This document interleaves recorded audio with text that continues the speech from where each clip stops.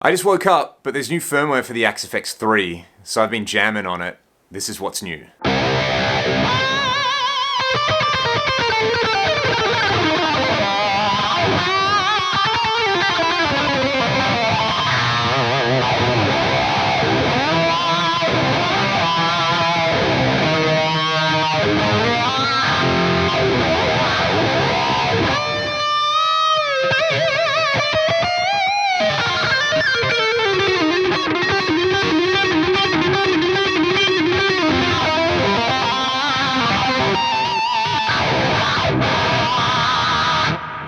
Okay, here's a preset that I put together this morning while I was playing around with the new firmware. I'll show you guys a couple of the features that I'm really into. The first one that I'm pretty excited about is the graphic EQ addition to the wah block. So if we hit layout, you'll see that I've got quite a few blocks in here. I've just organized these with send and return so that all of my blocks are immediately visible when I hit layout. Of course, we can hit zoom if we want to see the whole grid, but it's just one less thing for me to do because I'm super lazy. So in the wah block, if we scroll across, you will see there's our normal type, configuration menu, and then we've got this brand new EQ block, which is pretty cool. And in the mix section, we can turn the EQ on or off. So one of my favorite things to do when I was using an AX8, which I am still using, I use that live all the time, but one thing that I really liked about that was copying the sort of John Petrucci style wah settings. But in order to do that, you needed a wah block and a graphic EQ block, and you needed to kind of be very clever with the way you set auto engage to set it up. Now we've got EQ in the wah block, so if I turn the EQ off and play a little bit, it sounds like this, and then I will engage the EQ with these sort of Petrucci style settings, just to give you an idea of how much sculpting you can do with the EQ in there. It's really great.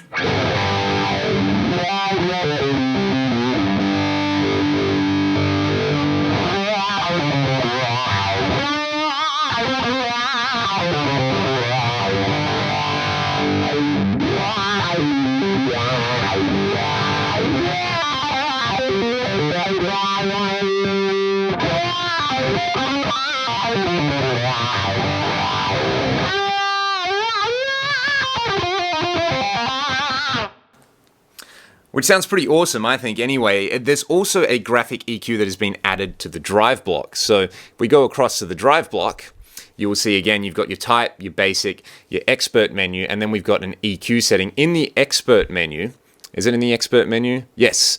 We can choose to have the EQ on or off, and then there we go. We've got a 10-band graphic EQ. So I've got this set up with two different channels. One which is exactly the same settings with the EQ flat, and then if I hit the channel up, I've just kind of pushed the mids a little bit and rolled out some low end. So this is what the graphic EQ does, even with subtle settings in the drive block. I think it's really powerful.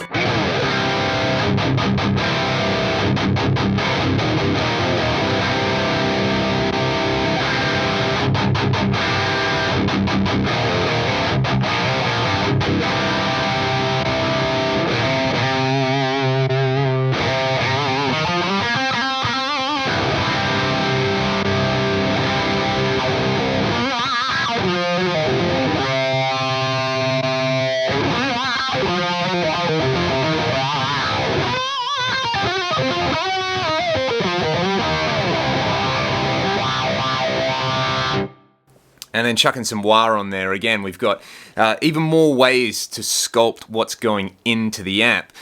Probably my favorite feature in this new firmware, though, is the updated multiband compressor block. So I've got this set up at the moment essentially to cop the Andy Sneap style Wave C4 kind of thing. You can see here that what we've got now is we have a frequency range selector, so I can select between low and high. If I set it to low, that lets me dial in that kind of, I guess, low-mid region between 90 Hertz and about 350, 400 Hertz, so that I can tame palm mutes, which essentially, if I turn this block off, you'll be able to hear this. Have a listen to this. You get this sort of low-mid build-up when you're chugging.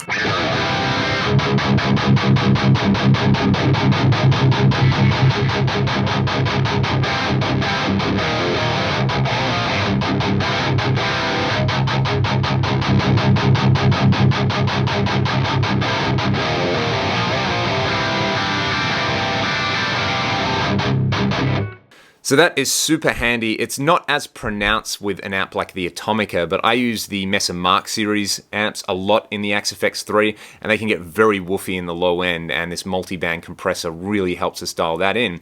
On the second page of the multiband comp, you can also choose the crossover slope, which makes it even more flexible. Have a listen to this.